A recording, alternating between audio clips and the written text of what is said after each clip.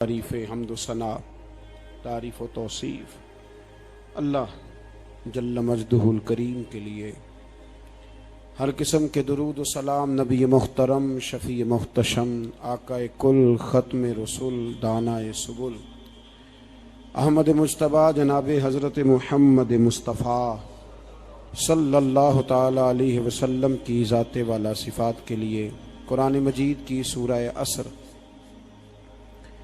صحابہ کرام علیہم رضوان کی عادت تھی کہ جب کسی سے ملاقات کرتے تو السلام علیکم کے بعد سورہ عصر کی تلاوت کیا کرتے تھے۔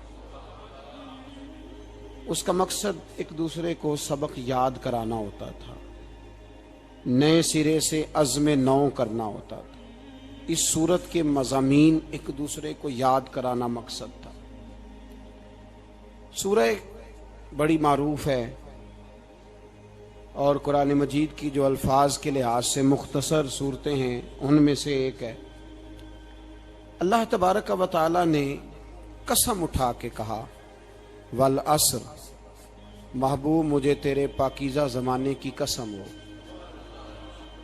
محبوب تیرے خوبصورت وقار والے، خلوص والے، پاکیزہ بھائی چارے والے تیرے زمانے کی مجھے قسم ہو، ان الانسان لفی خسر، بے شک انسان نقصان میں ہے۔ مطلق فرما دی، تاکید لگا کے، ان الانسان لفی خسر، بے شک انسان نقصان میں ہے۔ یا اللہ سارے، فرمایا الا الذین، سوائے ان لوگوں کے، کون؟ جن میں چار خوبیاں پائی جائیں۔ الا الذین آمنوا، ایک تو وہ ایمان لائیں، وعملوا الصالحات، اور پھر نیک اعمال کریں۔ ایمان لائیں، نیک اعمال کریں، اور پھر چپ نہ کر جائیں، وتواصوا بالحق، پھر حق بات کا اعلان کریں۔ ایمان لائیں، عمل صالح کریں، تیسرا کام کیا کرنا ہے؟ چلیں سارے بولیں گے تو اعلان بھی ہوگا نا، ایسے تھوڑی ہوگا کہ ایک دو آدمی اعلان کرے تو دنیا جاگ جائے۔ حق بات کا اعلان کرنا ہے۔ ایمان لانے کے بعد، عمل صالح کرنے کے بعد تیسرا حکم کیا ہے؟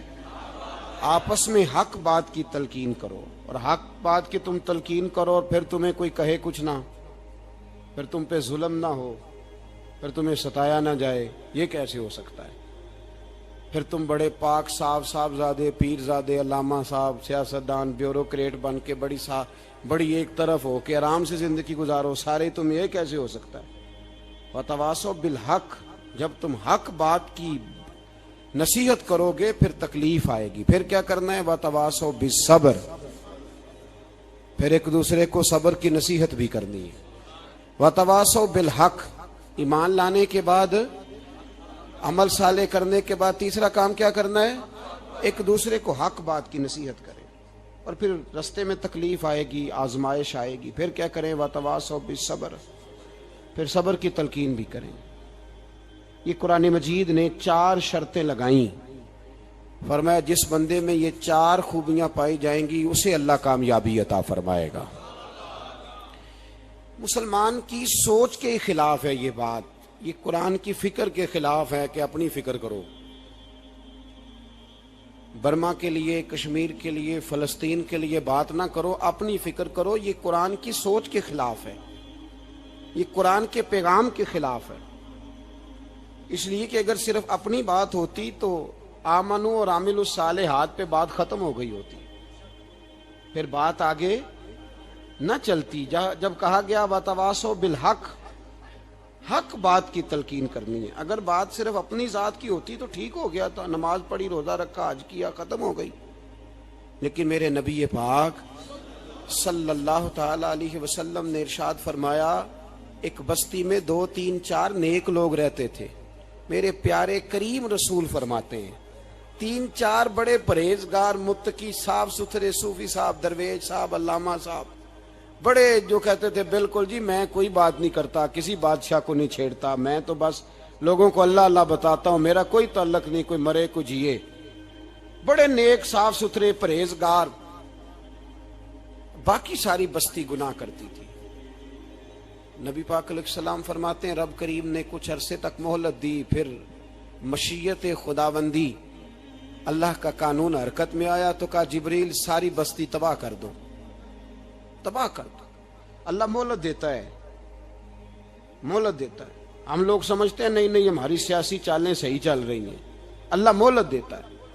رب کریم نے فرمایا جبریل انہیں تباہ کر دو، تو حضرت جبریل امین علیہ السلام نے عرض کی مولا وہاں تو تیرے 3-4 بڑے نیک بندے بھی رہتے ہیں، بڑے پرہیزگار، سچ بولنے والے، دیانتداری والے، حاجی صاحب، نمازی صاحب، صوفی صاحب، پیر صاحب، بڑے خوبصورت، ان کا کیا کریں؟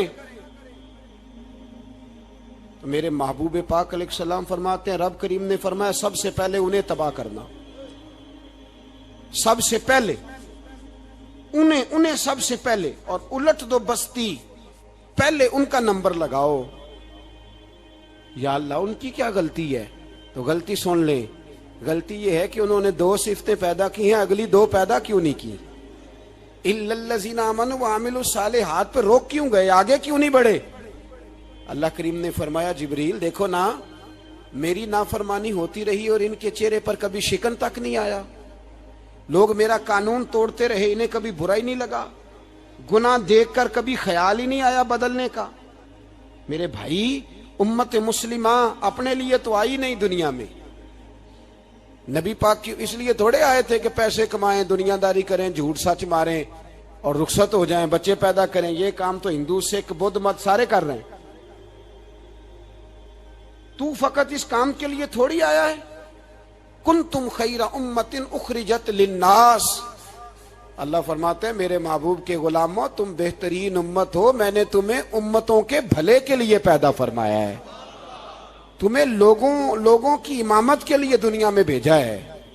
اے نوجوان مسلم کبھی یہ تدبر بھی کیا تو نے؟ وہ کون سا گردو ہے جس کا ہے تو ایک ٹوٹا ہوا تارا؟ تو نے کبھی سوچا ہے تو کیا ہے؟ پتہ ہے تجھے؟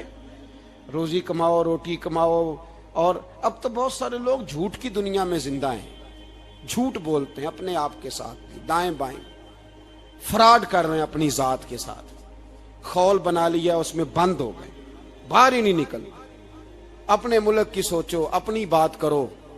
علامہ اقبال نے پتہ کیا کہا تھا؟ اقبال نے، یہ سنو جو لوگ کہتے ہیں پہلے پاکستان، برما کے مسلمان بعد میں کشمیر کے مسلمان، پہلے سنو اقبال کیا کہتے ہیں۔ اقبال کہنے لگے ان تازہ خداؤں میں بڑا سب سے وطن ہے، ان تازہ خداؤں میں بڑا کون ہے؟ وطن کی محبت ایمان کا حصہ، اس میں شک نہیں، لیکن اگر اسلام سے پہلے وطن آ گیا تو اقبال کہتے ہیں ان تازہ خداؤں میں بڑا سب سے وطن ہے، اور جو پیرہن اس کا ہے وہ مذہب کا کفن ہے۔ فرماتے ہیں جو وطن اوڑھ لیتا ہے اس نے اپنے مذہب کو دفن کر دیا۔ سب سے پہلے پاکستان نہیں، سب سے پہلے رسول اللہ کا دین ہے، سب سے پہلے قرآن ہے، سب سے پہلے نبی پاک کا فرمان ہے، سب سے پہلے امت مسلمہ ہے۔ ان تازہ خداؤں میں بڑا سب سے وطن ہے، جو پیرہن اس کا ہے وہ مذہب کا کفن ہے۔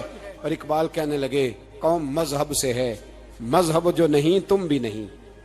قوم مذہب سے ہے، مذہب جو نہیں، کوئی نہیں سمجھ آ رہی آپ کو میری بات؟ قوم کس سے ہے؟ پاکستانی ہونے سے، پنجابی ہونے سے، سندھی بلوچی پٹھان ہونے سے نہ، قوم مذہب سے ہے، اور مذہب جو نہیں تم بھی نہیں۔ یہ کیسے ہو سکتا ہے کہ مذہب نہ ہو اور بندہ زندہ رہے؟ یہ کیسے ہو سکتا ہے؟ بھائی کافر نے اصل میں جاگ ہی نہیں رہا، میں جاگتا ہی نہیں، میں جیب کی سوچتا ہوں، مسجد کی سوچتا ہوں، خانقاہ کی سوچتا ہوں، مدرسے کی سوچتا ہوں، دکان کی، سارا دن تو اس چکر میں لگا رہتا ہوں لوگوں کو ثابت کرنے میں کہ میں صحیح ہوں باقی غلط ہیں۔ میں تو اپنی ذات کے خول سے اٹھ ہی نہیں رہا، اور مجھے یہ اندازہ ہی نہیں کہ لیبیا سارا کٹ گیا، مصر کے ٹکڑے ٹکڑے ہو گئے، مجھے پتہ ہی نہیں کہ شام جس کے بارے میں میرے نبی پاک علیہ السلام نے فرمایا مکے اور مدینے کے بعد اللہ نے سب سے زیادہ برکتیں ملک شام میں رکھی ہیں، اور حضور نے فرمایا جس نے ہجرت کرنی ہو وہ شام جائے۔ اتنا اعلیٰ ملک سارا کٹ گیا، 4,000 لوگ ایک دن میں قتل ہو گئے، پر میرا گھر آباد ہے نا، کوئی حرج نہیں۔ وہ کٹتے ہیں تو وہ دور ہیں، کٹتے رہے۔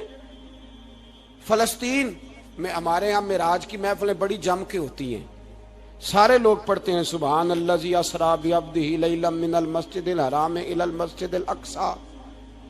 انہیں پوچھو روز قرآن مجید میں مسجد اقصی کا نام لینے والوں، تم مسجد اقصی کہتے ہو تو تمہیں اللہ کتنی نیکیاں عطا کرتا ہے، بتاؤ تو صحیح مسجد اقصی کدھر ہے؟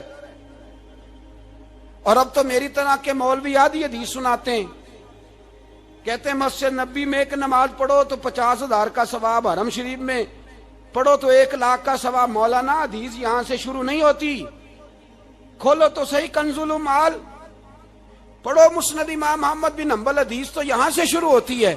میرے نبی پاک نے فرمایا مسجد اقصی میں جس نے ایک نماز پڑھی 25,000 کا ثواب، اور میری مسجد میں جس نے ایک نماز پڑھی 50,000 کا ثواب، اور اللہ کے گھر بیت اللہ جس نے پڑھی 1,00,000 کا ثواب۔ مسجد اقصی کا تو ذکر ہی چھوڑ گیا ہے، کیوں؟ وہ مسجد جس کی طرف منہ کر کے 15 سال میرے نبی پاک نے نماز ادا کی، کس نے؟ بولیے گا 15 سال تک، 2 ہجری میں 13 سال مکے میں، 2 سال مدینے میں، مسجد اقصی کی طرف جدھر منہ کر کے تیرے اور میرے رسول نماز پڑھتے رہے۔ آج وہ مسجد یہودی کے قبضے میں ہے، کئی جمعے تالا رہتا ہے، وہاں نماز نہیں پڑھنے دی جاتی۔ مجھے کیا لگے اس بات سے، میری مسجد میں تھوڑی لگا ہوا ہے۔ ایسی ہوا چلی ہے کہ ہر شخص سوچتا ہے تمام شہر جلے بس ایک میرا گھر نہ جلے۔ بھائی یہ وہ دور ہے جس دور میں ذرا سی بھی کسی شخص کو تکلیف ہوتی ہے تو عالمی میڈیا پہ بات جاتی ہے، موبائل جیبوں میں فوراً تصویریں کیش ہوتی ہیں۔ میں اور آپ، ہمارا اس قوم سے تعلق ہے جس قوم کے بچے کٹ گئے، ذبح ہو گئے، عورتوں کے پستان کاٹ کے برما کے بدھوں نے ان کے کباب بنا کے کھا لیے، چھوٹے چھوٹے بچوں کی لاشیں انہوں نے لٹکا ڈالی۔ اور یہاں میں حکومت کی کیا بات کروں، یہاں کسی سیاستدان کو مکھی کاٹ جائے تو ہمارے پھٹے آباد ہو جاتے ہیں بحث کرنے کے لیے۔ ہمارے اپنے لوگ، عام آدمی نہیں بات کرتا، عام آدمی نہیں نکلتا، عام شخص کو فکر ختم ہو گئی۔ وہاں میری بھائی سب سے بڑھ کر بہترین مسجد کے خطیب امام حسین تھے۔ مسجد نبی سے بڑی بھی کوئی مسجد ہوگی جس ممبر پر رسول پاک بیٹھ کے خطبہ دیا کرتے تھے؟ اور میرے مصطفیٰ کے آستانے سے بڑا بھی کوئی آستانہ ہوگا جس کی سجادگی امام حسین کے پاس تھی؟ کہتے ہیں ہمارا کیا تعلق، ہمیں کیا لگے، جو مرضی ہوتا پھرے۔ امام علی مقام آرام سے مسجد نبی میں بیٹھے تھے، زمانہ پوری دنیا سے جاتا تھا، ہاتھ چومتا تھا، قدموں میں بیٹھتا تھا۔ اتنے بڑی عظمت والی بھی کوئی شخصیت ہوگی جس کے رگوں میں رسول اللہ کا خون دوڑتا ہے، جسے حضور اپنی زبان مبارک اس طرح وہ چوسا کرتے تھے جیسے عرب کے لوگ پیاس کے عالم میں کھجور چوسا کرتے تھے۔ اتنا بڑا بھی کچھ شخص تھا، لیکن جب دین پہ کڑا وقت آیا تو حسین نے مسجد کی خطابت نہیں بچائی، آستانہ نہیں بچایا۔ امام علی مقام نے کہا کوفہ لٹتا ہے تو لٹتا رہے، دمشق میں فساد ہوتا ہے تو ہوتا رہے، وہ ملک شام کی بچیاں رو رہی ہیں تو روتی رہیں کہ ہم پہ یزید قابض ہو گیا، میری مسجد آباد ہے، کافی ہے نا۔ امام حسین نکلے اور نکل کے کہنے لگے جنت البقیع والی جگہ پہ کھڑے ہو کے، یا رسول اللہ میں جا رہا ہوں، میں جا رہا ہوں، اور آپ کے لیے جا رہا ہوں، اس لیے کہ مجھے اس شام کو بچانا ہے جس شام میں رسول اللہ کا کلمہ پڑھنے والے لوگ بستے ہیں۔ مجھے کوفہ، دمشق، مصر کے لوگوں کو بچانا ہے۔ نانا تیرے کرم کے خزینے کی خیر ہو، میں جا رہا ہوں تیرے مدینے کی خیر ہو۔ نکل کھڑے ہوئے امام علی مقام، میدان میں نکلے، کس کے خلاف؟ بولے کون تھا؟ یزید مسلمان تھا، اس وقت تک تو سب نے مسلمان لکھا ہے، جس نے کافر کہا شہادت امام حسین کے بعد کہا۔ جرم کیا تھا؟ میری گردن جھک جاتی ہے جب میں یہ بات کرتا ہوں، ایمانداری سے کہہ رہا ہوں، جوش خطابت نہیں، میری گردن جھکتی ہے جب میں یہ لفظ ادا کرتا ہوں۔ امام علی مقام اس شخص کے خلاف نکلے، سارے خطبے امام حسین کے پڑھ کے دیکھو۔ امام حسین نے فرمایا یزید شرابی ہے، شرابی مسلمانوں کا حکمران ہو سکتا؟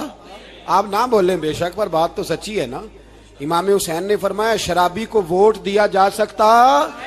फरमाया रंडियों का नाच देखता है जो मुजरे देखे, जो रंडियों के नाच देखे वो मुसलमानों का हुक्मरान हो सकता। इमाम हुसैन मैदान में निकले और 18 साल के अली अकबर से लेकर 6 महीने का अली असगर दे दिया, लेकिन शराबी को बर्दाश्त, बेहया को बर्दाश्त तू मैं कैसे करते। दोस्ती कातल से भी, मकतूल से याराना भी, अपनी जेब से फ्लेक्सें छपवा के जालिमों जाबरों बदमाशों को वोट देते हो। इमाम हुसैन को तेरी देग की जरूरत है जो तू 10 मुहर्रम पे पकाता है, चावलों की जरूरत है जो तूने 9 मुहर्रम को पकाए। उनको उस बिरयानी की आदत थी जो तूने पकाई है। मेरे घर में फलां MNA MPA साहब आ गए थे, इमाम हुसैन के घर के अंदर यजीद ने पैगाम भेजा, उसने कहा जैसे कहोगे कर लूंगा, जितने पैसे कहोगे दे दूंगा, जितनी मस्जिदें कहोगे बनवा दूंगा, जितने इदारे कहोगे तामीर हो जाए, मुझे ना छेड़ो। आपने फरमाया ना, मस्जिद मदरसे उस वक्त आबाद रहते हैं जब हुक्मरान सही होते हैं, और जब हुकूमतें गलत होती हैं तो फिर मसाजिद आबाद, फिर मदारस की आबादकारी हो ही नहीं सकती। मैं दीन में नया रखना खोल दूं, इमाम अली मकाम खड़े हुए, पर मैं क्या करूं, हुकूमत क्या करूं, हुकूमत से क्या कहूं। अगर मेरी मिल्लत के अपने जवान के मोबाइल में रंडियों का नाच हो तो 10 मुहर्रम को तो इमाम हुसैन करबला में तड़प जाते होंगे। अगर 9-10 मुहर्रम को जो निकला इमाम अली मकाम की बात करने के लिए, वो नौजवान अगर सिगरेट का, शराब का, बदमाशी का आदी हो तो हजरत अली असगर कहेंगे ना मेरी कुर्बानी का क्या बना। वो तो निकले थे उरियानी और फाशी के खिलाफ, और अगर मिल्लत का जवान रोज चौक में खड़े होकर लड़कियों को ताड़ता हो तो हजरत अली अकबर तो अपनी कब्र में रोते होंगे कि ये इस कौम के लिए जान दे दी जो आज यजीदी तरीकों पे अमल कर रही है, जो सारी रात गंद देख के सोती है, जो सारी रात बेहयाई, फाशी और उरियानी में लगी रहती है, इन लोगों के लिए जान दे दी। इतना जुल्म उन शहीदों के साथ, और 10 मुहर्रम को देग पका के कहता है मैं इमाम हुसैन का मानने वाला हूं, मैं इमाम अली मकाम से प्यार करने वाला हूं। ना भाई, ना दोरंगी छोड़ के यक रंग हो जा, सरासर मोम हो जा या संग हो जा, उम्मत मुस्लिमा को बेदार होना पड़ेगा। इमाम अली मकाम मैदान में निकले, डट के निकले, और इमाम ने फरमाया मैदान में निकल कर कि मेरा वतन मदीना है, मेरा वतन मदीना है, पर मदीना बाद में, रसूलुल्लाह का दीन पहले। तू पाकिस्तान की बात करता है। इमाम अली मकाम ने फरमाया मदीने की शरीयत बाद में, रसूलुल्लाह का दीन पहले, और तेरे तो बच्चे आम से हैं। इमाम हुसैन ने फरमाया मेरी गोद में जो बच्चे हैं वो रसूलुल्लाह के नवासे हैं, पर बच्चे बाद में, नबी पाक का दीन पहले। आपने फरमाया तेरी बेटी बड़ी बावकार होगी, उसकी बड़ी इज्जत है, तू कहता है बेटी की वजह से ब्लैकमेल हो गया, लेकिन जो शान खुदा ने हुसैन की बेटी को अता फरमाई, जिन बच्चियों का सर का बाल नंगा हो जाए, सर का बाल नंगा हो जाए, तो इमाम शौरानी फरमाया करते थे अगर मदीने में किसी सैयदजादी के सर का बाल नंगा होता था तो सूरज अपना मुंह छुपा लिया करता था, सूरज छुप जाता था बादलों की ओट में। और मदीने वाले समझ लेते थे कि घर में काम करते करते किसी सैयदजादी के सर का कोई बाल नंगा हो गया। उन शहजादियों का इतना वकार, और इमाम अली मकाम ने फरमाया बेटियों की फिक्र बाद में, रसूलुल्लाह का दीन पहले। पहले रसूलुल्लाह का दीन कौम मजहब से है, मजहब जो नहीं तुम भी नहीं। याद रख मेरे भाई, इमाम अली मकाम रदियल्लाहु ताला अन्हु ने मैदान में निकलकर पहले मजहब की बात की, और आज दीन नबी दा वांग यतीमा रोवे ते कुरलावे ते आखे मैं किथों लब्बा उमर बहादुर, मैं किथों लब्बा उमर बहादुर जेड़ा मैनू सीने लावे। मासूम बच्चे, मासूम, आज तक किधर है तुम्हारा अक़वाम मुतीदा? बुलाओ ना इसे। भीख मांगते फिरते हो, काफिरों से भीख मांगते हो। बच्चा शाम को घर ना आए तो माँ दरवाजे पे नजर लगा कहती बेटे टाइम पे आ जाया कर, मुझे नींद नहीं आती, वक्त पे। बर्मा की उस माँ से भी जाके पूछो जिसका बच्चा पलट के आए कोई नहीं, आया ही नहीं, उससे भी पूछो। بچے نے آدھی رات کو روٹی مانگ لی تو فالج زدہ ماں، اس کو فالج تھا، وہ رینگتی ہوئی اٹھی اور اس نے اپنے لال کو روٹی پکا کے دی۔ باپ کہتا رہا چل چھوڑ، سو جا بیٹے تیری اماں۔ اس نے کہا نہیں مجھے نیند نہیں آتی، بیٹا بھوکا ہے۔ اس ماں سے بھی کبھی پوچھ، اس ماں سے جو بنگلہ دیش کے خیمے میں بیٹھی ہے، تو بی بی سی لندن کا رپورٹر کہتا ہے کہ تیری خواہش کیا ہے؟ کہتی کوئی بھی نہیں، چلو 2 دن کے بعد ہی صحیح میرے بیٹے کو ایک روٹی دے جایا کرو، اے روٹی مانگتا ہے مجھ سے، میں کدھر سے لاؤں؟ یہ لوارث قوم ہے، میں حکمران سے جا کے بات کروں؟ جب میرا اپنا نمازی مسلمان کہتا ہے پہلے پاکستان کے بچے تو پال لو، میرے بھائی تجھے خبر ہی نہیں، یہ تو جانا تو کبھی گنبد خضرا پہ، تو میرے مصطفیٰ نے فرمایا من ازا مسلم فقد ازانی، فرمایا جب میرا مسلمان تکلیف میں ہوتا ہے تو میں گنبد میں تکلیف میں ہوتا ہوں، مجھے درد ہوتا ہے، مجھے اذیت ہوتی ہے۔ پوچھ جا کے محبوب پاک سے، میرے عزیز کسی کو غم ہی نہیں ان لوگوں کا، کسی کو پرواہ ہی نہیں، کچھ سوچتا ہی نہیں ان کے بارے میں۔ میں اپنے گھر میں مست ہوں، آپ اپنے گھر میں مست ہیں۔ میرے رسول اللہ کی امت لٹ گئی ساری، جگہ جگہ تباہی، 1 انچ دھرتی پر زمین ایسی نہیں جو کافر کی ہو اور خون بہتا ہو۔ ایک ریمنڈ ڈیوس امریکی کتا یہاں بند تھا مسلمانوں کے قتل میں، انہیں اپنی قوم کی اتنی فکر تھی وہ راتوں رات چھڑا کے لے گئے، لیکن میری اور تیری بہن عافیہ صدیقیہ سالوں سے بند ہے۔ تڑپ کے پوچھا ہے مسلمانوں نے کہ اس کی غلطی تو بتاؤ، اس کا قصور نہیں پر وہ بند ہے، کوئی نہیں بات کرنے والا، کوئی نہیں۔ مسجد جانے جمعہ تو پڑھانا ہے، اس میں غرض نہیں درد ہے کہ نہیں کہ، اس میں تو اتنا پتہ ہے 1 گھنٹے تقریر ہے کرنی ہے۔ پیر صاحب صبح سے شام تک تعویذ لکھتے، سیاستدان صبح سے شام تک جنازہ بھی تب پڑتا ہے کہ مجھے ووٹ ملیں گے۔ تاجر کہتا ہے بس دکان چلنی چاہیے، مر جائے میری طرف سے ساری دنیا، بس کرو، اس خول سے باہر نکلو۔ اے نوجوان مسلم، کبھی یہ تدبر بھی کیا تو نے، وہ کون سا گردوں ہے جس کا ہے تو ایک ٹوٹا ہوا تارا؟ تو نے سوچا ہی نہیں کبھی، تجھے کبھی خبر ہی نہیں ہوئی کہ یہ کس قدر بڑا کام تھا؟ میرے رسول پاک صلی اللہ علیہ وسلم کے غلاموں جاگو۔ میں دعائی دیتا پھرتا ہوں، میں کہتا ہوں جٹ بن کے بڑا جی لیا، بٹ رائیں انصاری بن کے بڑا جیا، بس کر دو، بس کر دو۔ اب مسلمان بن کے جینا سیکھو، اب اپنی پہچان رسول اللہ کی غلامی بناؤ، اب کہو پہلے دین باقی ہر چیز بعد میں، بس کرو، بہت ہو چکا ہمارے ساتھ، اب تھوڑا جاگو۔ میں بہت ساری باتیں دل میں لے کے آیا تھا جو آپ سے کرنی تھی، پر یہ لفظ ہیں کہ ٹوٹتے ہی جا رہے ہیں، بات ہے کہ سمت کا تعین ہی نہیں ہو پا رہا۔ میرے بھائی میں تو کبھی کبھی سوچتا ہوں لگتا ہے رب بھی ناراض ہو گیا ہے اور ہمیں منانے کا طریقہ بھی بھول گیا ہے، نہ ہماری مسجدوں میں تہجد پڑھی جاتی ہے، نہ کسی کو نماز توبہ یاد رہی، نہ کوئی استسقاء والا ہے، کوئی نہیں۔ جو پیر صاحب کے پاس جا کے بیٹھتا ہے تھپکی دیتے ہیں، کہتے ہیں جا تیرا کام ہو جائے گا موج کر، کبھی نہیں کو کہتا توبہ بھی کر، استغفار بھی پڑھ، یہ داڑھی پوری کر، دین رسول اللہ کا اس کی طرف تو توجہ کر۔ کوئی تبلیغ ہی نہیں کرتا، سارے پھوکا پھاکی پہ لگ گئے ہیں، کوئی خیال ہی نہیں آ رہا کسی شخص کو کہ ہماری تباہیوں کا سبب کیا ہے۔ علاقہ تک قبرص فتح ہوا، تمام لوگ نعرے لگا رہے ہیں، حضرت ابو ذر غفاری کونے میں بیٹھ کے رونے لگ گئے۔ مسلمانوں کو فتح ملی، سب لوگ نعرے لگا رہے ہیں، خوشی ہو رہی ہے کہ علاقہ فتح ہو گیا۔ حضرت ابو ذر غفاری رونے لگے اور تڑپ کے روئے۔ لوگوں نے کہا ابو ذر کیوں روتے ہو؟ آپ فرمانے لگے یہ لوگ برسوں سے قابض تھے اس شہر پر، یہ جن لوگوں سے آج ہم نے لیا ہے یہ برسوں سے، دل کے کانوں سے کھل سننے والی بات ہے، فرمانے لگے یہ برسوں سے قابض تھے،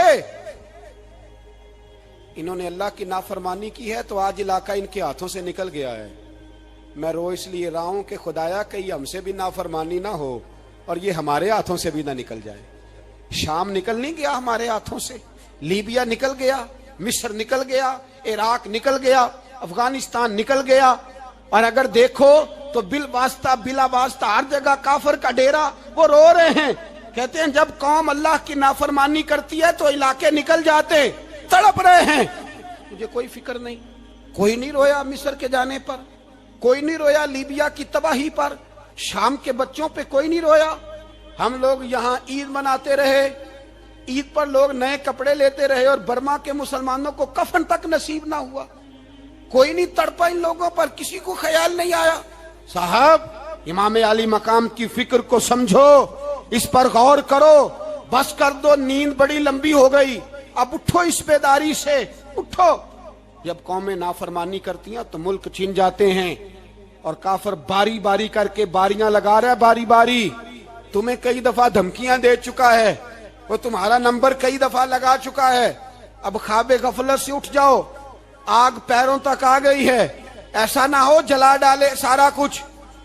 حضرت سیدنا ابو ذر غفاری رو کے فرمایا کرتے تھے, جب تم نافرمانیاں کرو گے تو علاقے تمہارے ہاتھوں سے نکل جائیں گے. سو نکل گئے. غوث اعظم کے بغداد پہ کئی دفعہ بم گرے, مولا علی شیر خدا کا شہر نجف کئی دفعہ بم کی نظر ہوا, امام علی مقام کے کربلا میں اب تک کئی دفعہ جنگیں ہو چکی, اس لیے کہ ہم نافرمانی کرتے ہیں, علاقے چھن جاتے ہیں.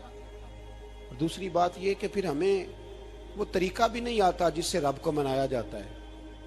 آپ یقین کریں, مسلمان پہ ایک 5 وقت کی نماز ہے, وہ بھی بوجھ ہے.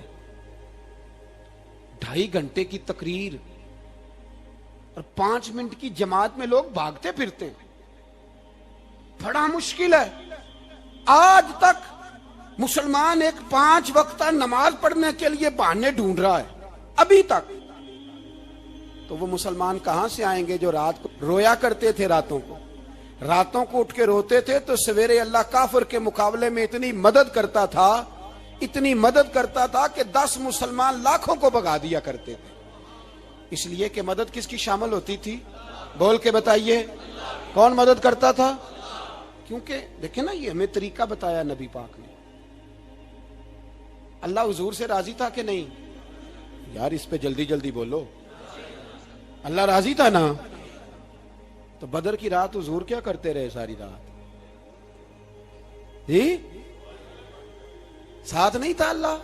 وہ تو وہاں سے فرما رہا ہے غار ثور سے, ان اللہ معنا. محبوب کہہ دے کہ اللہ تیرے ساتھ ہے. وہاں سے محبوب کہہ رہے ہیں اللہ ہمارے ساتھ ہے, وہاں سے اللہ ساتھ تھا. پر ساری رات, بدر کی ساری رات. اور دعا کا رنگ کیا تھا؟ حضرت ابو بکر صدیق فرماتے ہیں حضور نے ہاتھ اٹھائے, اللہ یہ میرے 313 ہیں, میں کل کمائی لے کے آ گیا. اے اللہ میری کل کمائی ہے, اگر یہ ہلاک ہو گئے تو قیامت تک کون تیری عبادت کرے گا؟ اے اللہ مدد فرما. اور حضور مناتے ہیں رب کو, کہتے ہیں یا اللہ تو نے وعدہ نہیں کیا تھا تو مدد کرے گا, یا اللہ تیرا وعدہ نہیں تھا تو کامیابی دے گا, یا اللہ تو نے ساری رات مناتے گزر گئی, ساری رات. صبح کا اجالا چمکا تو حضرت ابو بکر فرماتے اتنا لمبا سجدہ کیا, حضور سجدے میں تھے, میں دیکھتے دیکھتے تھک گیا, میں سجدے کی حالت میں ہی حضور پر لیٹ گیا, لپٹ گیا. میں نے کہا محبوبہ سر اٹھائیں, وہ دیکھیں اللہ نے مدد نازل فرما بھی دی ہے. اٹھائیے سر. حضور نے اللہ کو منایا, نبی پاک منایا کرتے تھے. ہم اب سجدوں میں بھی نہیں جاتے, اتنی سو گئی امت سجدوں, تقریروں سے انقلاب لانا چاہتے ہیں, ہم خالی نعروں سے انقلاب برپا کرنا چاہتے ہیں. لوگ جب روتے تھے, بوڑھے لوگ سجدوں میں, اور عالم فاضل صوفی کی تو کیا بات ہے نا, وہ تو اللہ کے نمائندے ہیں, کہ جس کے صرف سفید بال ہو جائیں. میرے نبی پاک علیہ السلام نے فرمایا رب تو ان کی بڑی عزت کرتا ہے, ان کی بڑی. اور میرے نبی پاک نے فرمایا گناہگار مومن بھی جب دعا کے لیے ہاتھ اٹھاتا ہے تو اللہ فرماتا ہے فرشتوں اسے خالی نہ لوٹانا, مجھے شرم آتی ہے سے خالی. پر تو اٹھاتا ہی نہیں, تو اسے مناتا ہی نہیں, تو کبھی لپٹا ہی نہیں, تو نے کبھی کہا ہی نہیں کہ یا اللہ آ میں تجھے لے جاؤں. حضرت سعد بن ابی وقاص کے پاس قادسیہ کی جنگ ہو رہی تھی, کافر بلا رہا تھا, آؤ اگر کوئی ہے تو آؤ مقابلے میں. حضرت سعد بن ابی وقاص نے گھوڑے دوڑا دیے, دشت تو دشت ہیں, صحرا بھی نہ چھوڑے ہم نے, بحر ظلمات میں دوڑا دیے گھوڑے ہم نے. حضرت سعد بن ابی وقاص نے گھوڑے دوڑائے, آگے دریا آ گیا, کوئی پل نہیں, کوئی شے نہیں. اسلام کی عزت کا سوال ہے. حضرت سعد بن ابی وقاص نے ہاتھ اٹھائے اور کہا اے اللہ اگر تو موسیٰ کی نافرمان قوم کو رستہ دے سکتا ہے تو تو ہمارے دلوں کو جانتا ہے، ہم تو اپنے رسول کے فرما بردار غلام ہے۔ آنا مہربانی کر کی اگر تو نے دل مسلم کی دل جوئی نہیں تو ہمیں تانا دیں گے بت کے مسلم کا خدا کوئی نہیں۔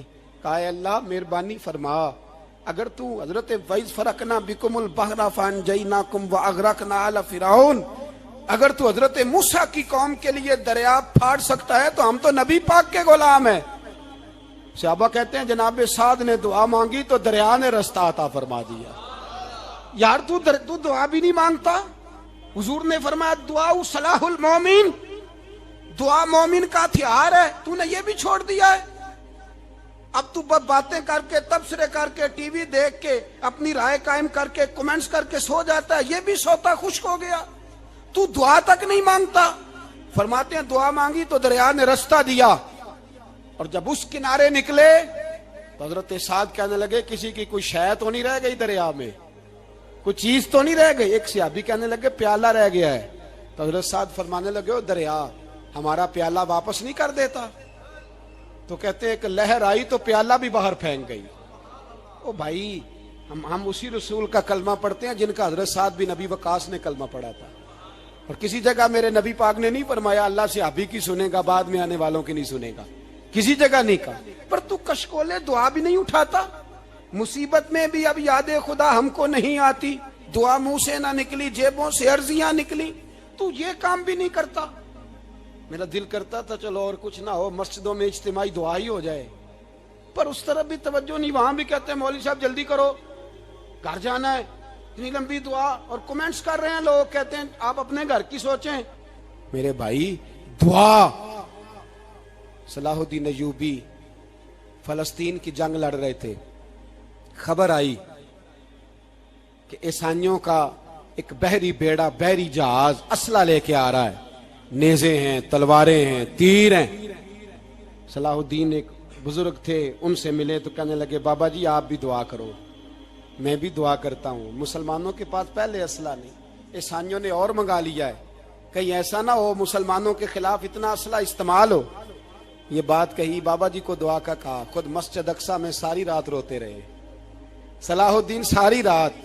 ہمارا حکمران جسے ربنا آتنا فی الدنیا پوری نہیں پڑھنی آتی، اور اب تو ایسے پیر آ گئے ہیں میدان میں جو سورہ فاتحہ سیدھی نہیں سنا سکتے الا ماشاءاللہ۔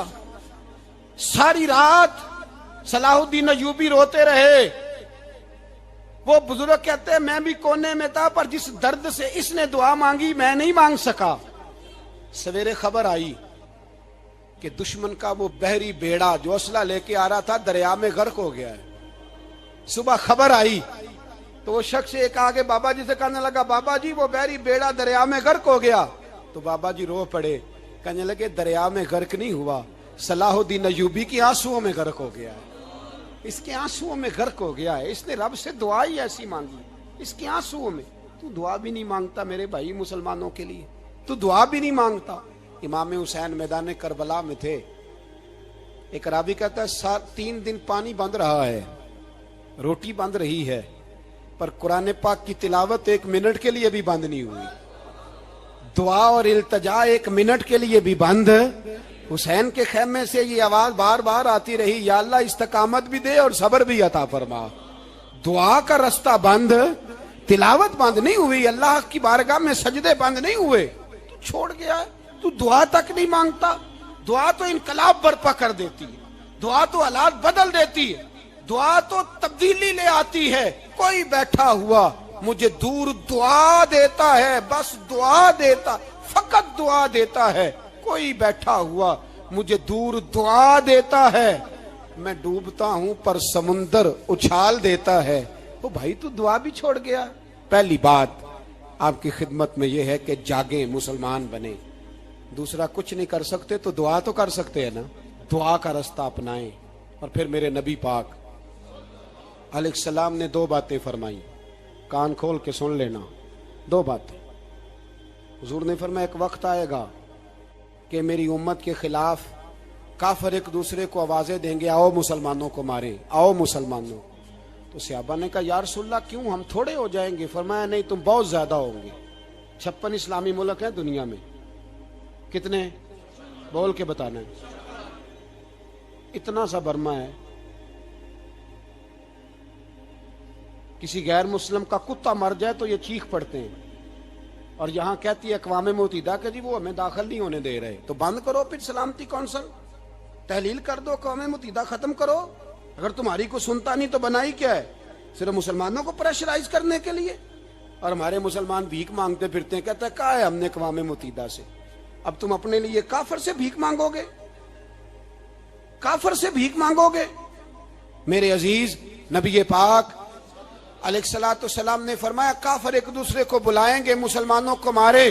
یا رسول اللہ ہم تھوڑے ہوں گے؟ فرمایا بہت زیادہ ہوں گے. تو حضور کیا ہوگا؟ فرمایا تمہیں وہن ہو جائے گا. یا رسول اللہ وہ کیا ہے؟ فرمایا دنیا سے پیار ہو جائے گا, مرنے کو دل نہیں کرے گا. دنیا سے اور مرنے کو. اس وقت سمجھ لینا کافر تم پہ حاوی ہے. میں اپنا اندازہ کروں, آپ اپنا کریں. مجھے دولت سے کتنا پیار ہے اور آپ کو کتنا پیار ہے. جاگ کے سنیں یہ لفظ رسول پاک کے صلی اللہ علیہ. حضور نے فرمایا جب تجھے دنیا سے پیار ہو جائے, دولت سے پیار ہو جائے, اقتدار سے پیار ہو جائے, اور جب تجھے موت بری لگنے لگے, تیرا مرنے کو دل نہ کرے, پھر کافر تیرے اوپر چڑھ آئے گا. آج دولت ہی تو رہ گئی ہے, باقی بچا کیا ہے؟ میں اکثر کہتا ہوں شادیاں نہیں ہوتی, تجارتیں ہوتی ہیں. لڑکی والے کہتے ہیں کہ لڑکا زیور کتنا ڈالے گا, لڑکے والے کہتے ہیں لڑکی جہیز کتنا لائے گی. تجارت, ہر جگہ دولت, ہر جگہ پیسہ, ہر جگہ سرمایہ. جہاں جس معاشرے میں تلاوت بکے, نعت بکے, تقریر بکے, اس سے زیادہ اور تباہی کا معاملہ کیا ہوگا؟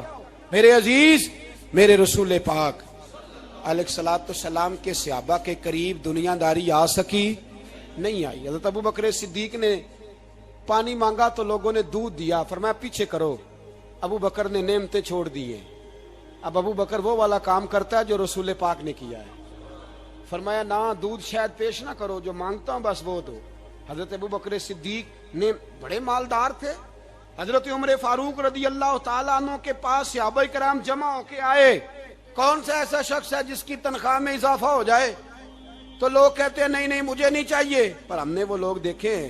حاجی صادق صاحب کو مسجد والوں نے کہا 1000 روپیہ تنخواہ بڑھانی ہے, تو حاجی صاحب کہنے لگے میرا بڑا سونا گزارا ہوتا ہے, مینوں نہیں بڑے نے. حضرت سیدنا عمر فاروق رضی اللہ صحابہ اکٹھے ہو کے گئے, کہنے لگے عمر حضور کے زمانے میں بظاہر غربت رہی, جناب صدیق اکبر کے زمانے میں غربت, اب تو بڑی ریل پیل ہے, بحرین سے لاکھوں کا مال آتا ہے, آپ کو بڑے بڑے سفیر ملنے آتے ہیں, پر آپ وہی پرانا کرتا اور وہی تامت جو کئی جگہ سے سی آپ نے کئی جگہ سے پھٹی. اور حضرت عمر ایک دن عید کی نماز پڑھانے گئے تھے تو ننگے پیر ہی چلے گئے. لوگوں نے کہا جوتا, فرمایا ٹوٹ گیا تھا یار, پہننے کے قابل نہیں تھا. فرمایا ننگے پیر آ گئے اور لوگ کیا کہیں گے؟ فرمایا چھوڑو, عمر کے پاؤں ننگے ہیں لیکن عمر کے کردار میں تو کوئی شک نہیں نا, پیر ہی ننگے ہیں نا, کیا ہوا؟ چھوڑو اس بات کو. کوئی پیار نہیں دنیا داری سے, دولت سے, کوئی چکر ہی نہیں. حضرت سیدنا عمر فاروق رضی اللہ تعالیٰ عنہ کو صحابہ نے اکٹھے ہو کے کہا, یہ ہے امت کے بیدار ہونے کے طریقے جو عرض کر رہا ہوں. کہا جناب آپ اب بڑا مال غنیمت ہے, اور جس طرح ہر صحابی کا حصہ ہے آپ کا بھی حصہ ہے, تو ایک نیا کرتا ہی ڈال لیں آپ خرید کے. اب جب مشورہ ہو گیا صحابہ میں, تو کہنے لگے عمر سے بات کون کرے گا؟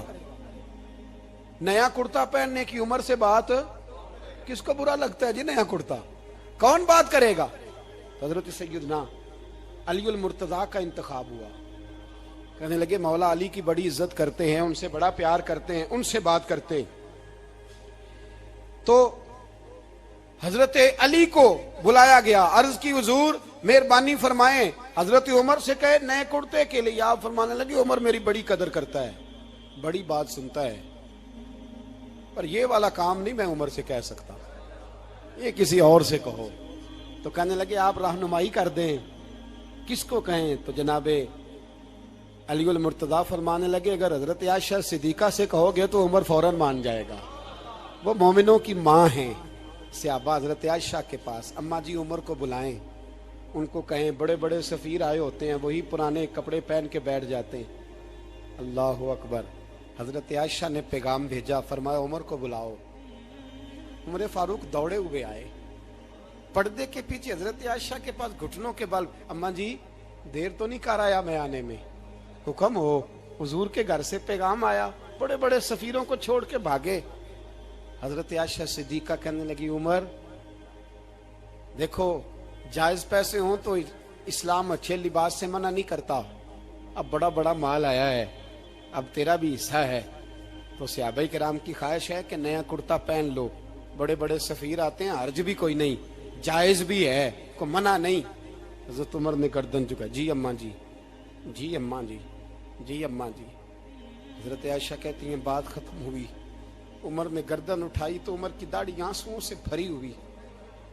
कहती है मुझे कहने लगे, अम्मा जी मैं तो सिर्फ मस्जिद में देखा करता था, आप तो मुस्तफ़ा को दिन रात देखती थी। जिस तरह के कुर्ते आमना के लाल ने पहने हैं मुझे भी पहना दो, मैं तैयार हूं, मैं पहन लूंगा, मैं तैयार हूं, पर जिस तरह के मेरे नबी ने पहने। हजरत आयशा कहती है मैं फूट के रोई, मेरा पल्लू आंसुओं से भर गया। फरमाती है मैं उमर की बात सुनती गई तो मेरा पल्लू आंसुओं से, मैंने कहा उमर तू जा, तू ठीक है। फरमाती है उमर फारूक सलाम करके उठे, अमीरुल मोमिनीन चले गए। इस कोने में सहाबा छुपे हुए थे, वो आए, कहा अम्मा जी क्या बात हुई? तो मैं फिर रो पड़ी। मैंने कहा क्या बताऊं, तुम्हें पुराने कुर्ते नजर आते हैं, उसे मोहम्मद अरबी के जलवे नजर आते हैं, उसे रसूलुल्लाह का रंग नजर आता है, उसे वो गुलामी नजर आती है। उमर को दुनिया से प्यार, और दुनिया से प्यार नहीं था, दुआ पता क्या थी? यूं झोली उठा के अल्लाह मरजुकना शहादतन फी सबीलिक वजल मौत फी बलद हबीबिक। अल्लाह उमर को बिस्तरे वाली मौत ना देना, मौत शहादत की देना, पर मैं मैदान में जाके नहीं मरना चाहता, मुझे रसूलुल्लाह के शहर में मौत चाहिए, बाहर जाके नहीं, यही मैदान लगे मदीने में, यही मौत आए, असबाब बना, मैं मदीना भी नहीं छोड़ना चाहता। ओ भाई इन लोगों को नहीं प्यार था। जनाब सिद्दीक अकबर का विसाल हुआ तो जहर के असर से, वो जो आपको जहर लगा था, बाद मुफस्सिरीन ने लिखा है कभी कभी वो जो सांप ने डसा था तो कभी कभी उसका असर आता था, बस अल्लाह ने शहादत देनी थी कभी कभी, वरना तो बड़ी शिफाएं थी। हजरत उमर शहीद, हजरत उस्मान, जनाब अली, इमाम हसन, इमाम हुसैन, अली अकबर, अली असगर, हजरत अब्बास, हजरत साद बिन माज, हजरत अमीर हमजा, मुसअब इब्न उमैर। मेरे महबूब ने तो लिस्ट बनाई शहीदों की, लिस्ट बनाई शहीदों की। शहादत से प्यार किया रसूलुल्लाह सल्लल्लाहु अलैहि वसल्लम के गुलामों ने, प्यार किया शहादत से, इसीलिए तो काफिर उठ नहीं सका कि शहादत से हजरत साद बिन माज रदी अल्लाह तआला अन्हु को जख्म लग गया, जंग से जिंदा आ गए लेकिन जख्म है, रो के कहने लगे महबूबा सारे शहीद हो गए, मैं ऐसे ही रह गया। हुजूर ने फरमाया नहीं, रब तुझे भी शहादत की मौत ही अता फरमाएगा। उसी जख्म में पर्दा हो गया। मेरे भाई हजरत अमर बिन जमू रदी अल्लाह तआला अन्हु 4 बेटे लेके ओहद के मैदान में आए, कहा महबूबा मेरे 4 ही थे, मैं सारे ले आया हूं, सारे ही कबूल है? फरमाया ठीक है। फिर खुद भी जीरा पहन ली, एक टांग से लंगड़े थे, टांग छोटी थी। हुजूर ने फरमाया तूने क्यों लिबास पहन लिया है? कहा हुजूर मैंने भी तो जिहाद पे जाना है ना। तो हुजूर ने फरमाया तेरे 4 बेटे जो जा रहे हैं। तो कहा या रसूलल्लाह क्या लंगड़े जन्नत में नहीं जा सकते? हुजूर लंगड़े अल्लाह को कबूल नहीं, मैं नहीं जा सकता।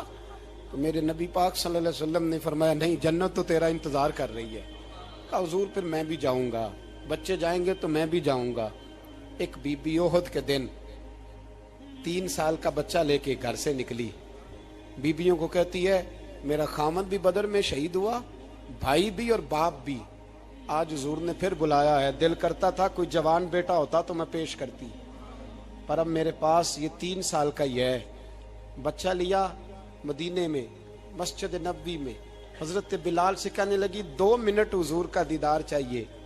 नबी पाक आए, कैसे आई हो? कहने लगी महबूबा मैं शहीद की बेटी, शहीद की बहन, शहीद की बेवा हूं, मेरे पास अब जवान तो कोई नहीं, ये 3 साल का ही है। हुजूर ने मुस्कुरा के फरमाया ये करेगा क्या करेगा? कहने लगी हुजूर सुना है असला थोड़ा है, ढाल की जरूरत है, लोहे की ढाल होती थी, जब तलवार आती थी तो आगे की जाती थी। कहा महबूबा میرا شہید کی اماں بننے کو بڑا دل کرتا ہے، یہ میرا 3 سال کا لے جاؤ، جب تیر آپ کی طرف آیا تو میرا بیٹا آگے کر دینا، یہ ڈھال کا کام تو دے گا نا۔ ہنستے ہوئے محبوب کی آنکھوں میں آنسو آئے، بچے کو پکڑ کے سینے سے لگایا، ماتھا چوما، فرمایا جا تیرے ساتھ وعدہ ہے، قیامت کے دن تجھے شہید کی اماں کہہ کے ہی پکارا جائے گا، وعدہ ہے تیرے ساتھ تجھے شہید کی۔ میرے بھائی مرنے کو دل ہی نہیں مسلمان۔ میرے نبی پاک صلی اللہ علیہ وسلم نے فرمایا جس کے دل میں کبھی شہادت کی آرزو پیدا نہیں ہوئی، اس کے سینے میں دھڑکنے والا دل مومن کا ہے ہی نہیں، وہ تو منافق ہے۔ جو کبھی دین کے رستے میں شہید ہونے کو، میرے بھائیوں دین کو بڑی ضرورت ہے، بڑی ضرورت ہے، بڑی۔ اے خاصائے خاصان رسول وقت دعا ہے، امت پہ تیری آ کے عجب وقت پڑا ہے۔ وہ دین جو بڑی شان سے نکلا تھا وطن سے، پردیس میں وہ آج غریب الغربا ہے۔ فریاد ہے اے کشتی امت کے نگہباں، بیڑا یہ تباہی کے قریب آن لگا ہے۔ اور ایک شاعر قلم توڑ گیا، کہنے لگا تجھ سے فریاد ہے اے گنبد خضرا والے، تجھ سے فریاد ہے اے گنبد خضرا والے، کعبے والوں کو ستاتے ہیں کلیسا والے، تجھ سے فریاد ہے اے گنبد خضرا۔ اپنے اندر دین کا درد پیدا کرو، ذوق پیدا کرو، مسلمان بن کے جینا سیکھو۔ جب کوئی برادری پوچھے تو کہو میں محمدی ہوتا ہوں، میں مصطفی ہوتا ہوں، میں رسول اللہ کا غلام ہوتا ہوں، میں پہلے مسلمان ہوں، باقی کچھ بعد میں ہوں۔ خدا را اپنے گھر میں پردہ کراؤ، خدا را رزق حلال کھاؤ۔ اگر پردے نہ ہوں، رزق حلال نہ ہو تو جذبہ جہاد پیدا نہیں ہوتا۔ خدا را اپنے اندر انقلاب برپا کرو، دین کے لیے جینا سیکھو۔ دین بڑا تڑپتا ہے، دین بڑا روتا ہے۔ رسول اللہ آج تجارت کرنے والے ملتے ہیں، آج سیاست کرنے والے ملتے ہیں، دین والے نہیں ملتے، دین کے درد والے نہیں ملتے۔ اپیل ہے آپ سے، آج رات 2 نفل پڑھ کے اور کچھ نہ ہو سکے تو مسلمانوں کے لیے دعا ضرور کر دینا، ان کے لیے دعا ضرور کر دینا۔ اپنے آپ کو بیدار کرو، بیدار کرو۔ بھئی ہم تو آج تک اس لیے ڈر رہے ہیں کہ ہمارا چہرہ ہی نبی پاک جیسا نہیں بن سکا، تو داڑھی رکھنے میں بھی ہم ڈرتے ہیں، نمازی بننے، مسجد آباد کرنے میں، مسلمان کہلانے میں بھی تک خوف ہے۔ تو بتلاؤ نا اس سے آگے بات کب چلے گی؟ جہاد کی بات تو بڑی آگے جا کے، بدل جاؤ، رسول اللہ کا غلام بن کے جینا سیکھو۔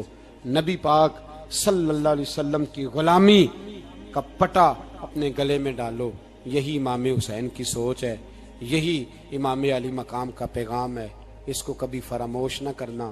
امام حسین ہمیں بتا گئے سارا کچھ لٹ جائے پر دین کے اندر کوئی نقص واقعہ نہ ہونے پائے، کوئی شرابی، کوئی بے ایمان، کوئی لٹیرا کبھی اس کے سپورٹر نہ بننا۔ ہمیشہ وہ کسی شاعر نے کہا تھا ہم سے نہ رقم ہوں گے قصیدے یزید کے، کسی نے کہا کسی ظالم نے میری سپورٹ کر، میری بات کر، تو اس نے کہا ہم سے نہ رقم ہوں گے قصیدے یزید کے، کیونکہ ہم لوگ تو حسین کے سیرت نگار ہیں۔